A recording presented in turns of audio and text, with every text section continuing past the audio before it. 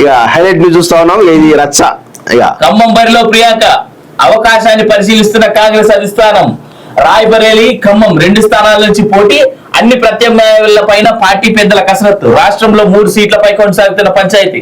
కేరళకు వెళ్లిన deputy CM Bhatti KC Venugopal కలిసేందుకేనని ప్రచారం. నేడు ఢిల్లీకి వెళ్లే అవకాశం. అక్కడ ఖమ్మం అభ్యర్థిపై తుది నిర్ణయం. రేపే లాస్ట్ డేట్. ఇంకా నిర్ణయం తీసుకునే దానిలో ఉన్నారంటే వీళ్ళు ఎంత డేంజర్గా అర్థం చేసుకోవాలి. ఖమ్మం నుంచి కూడా ఒక అభ్యర్థి, హైదరాబాద్ నుంచి నిన్న ఒక అభ్యర్థి కాంగ్రెస్ కి పోయి నామినేషన్ వేసి వచ్చిండు. సలీలుల్లా ఖానా ఏదో ఉన్నది పేరు, కాంగ్రెస్ నుంచి సలీలుల్లా ఖాన్ అనుకుంటా. నాకు తెలిసి అని అనుకుంటారు కావచ్చు. ఎవరు టికెట్ నాకు ఇద్దరు మీ ఫోన్ అనుకుంటాడే పాపం. రోజుకో మలుపు తిరుగుతున్న ఖమ్మం సీటు పంచాయతీ చివరికి అనూహ్యమైనటువంటి మలుపు తీసుకొనుందా? అక్కడ నుంచి కాంగ్రెస్ అధిష్టానం ఏకంగా ఏఐసిసి ప్రధాన కార్యదర్శి ప్రియాంక గాంధీని బరిలోకి దింపే అవకాశం ఉందా? ప్రస్తుతం కాంగ్రెస్ వర్గాల్లో తీవ్రంగా నడుస్తున్న చర్చ ఇది.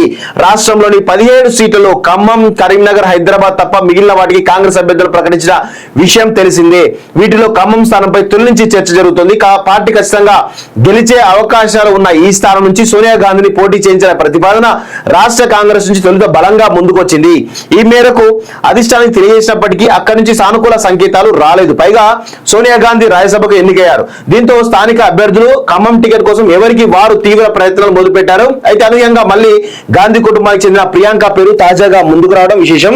ప్రియాంక పేరును కాంగ్రెస్ అధిష్టానం పరిశీలిస్తున్నట్టు తెలుస్తోంది. అయితే ప్రియాంక ఖమ్మం నుంచి పోటీ చేయడం అనేది రాహుల్ పోటీ చేసే స్థానాలపై ఆధారపడే అవకాశం ఉందని కాంగ్రెస్ వర్గాలు తెలిపాయి.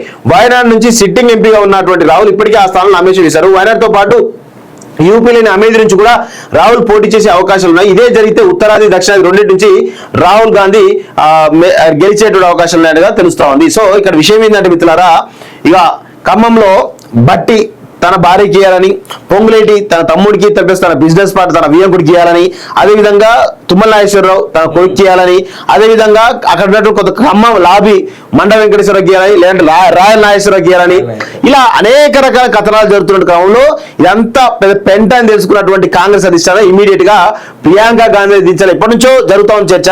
ఫస్ట్ నుంచి కూడా రేవంత్ రెడ్డి అదే ప్రయత్నించారు. ఖమ్మం ఎట్లాగూ ఇది ఒక కాంప్లికేట్ అయ్యే ఇష్యూ కనబడతా ఉంది. అందుకే సోనియా గాంధీ, రాహుల్ గాంధీ, ప్రియాంక గాంధీ అందరినీ కూడా ఎవరో ఒకరిని పోటీ చేయాలని చెప్పి దాంట్లో ప్రయత్నం చేస్తారు. అట్లా చేస్తే ఏంటంటే కొంచెం అందరూ కూడా కలిసికట్టుగా పనిచేస్తారు కాబట్టి చేసే ప్రయత్నం చేస్తా ఉన్నారు. అంతే తప్ప వేరే ఏది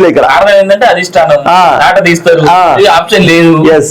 సో మొత్తానికైతే ప్రియాంక గాంధీ బరిలో ఉన్నట్టు నాకు ఇదే అందుకే నాకు తెలిసి ఈ కాంట్రవర్సీ అంతా అందుకే క్రియేట్ చేసేమో అనిపిస్తుంది. వాస్తవంగా లాస్ట్ వరకు ఆ స్ట్రాటజీ బయటికి రాకుండా ఉండేందుకు ఇది ఒక గేమ్ ఏమో అని నాకు అనిపిస్తుంది.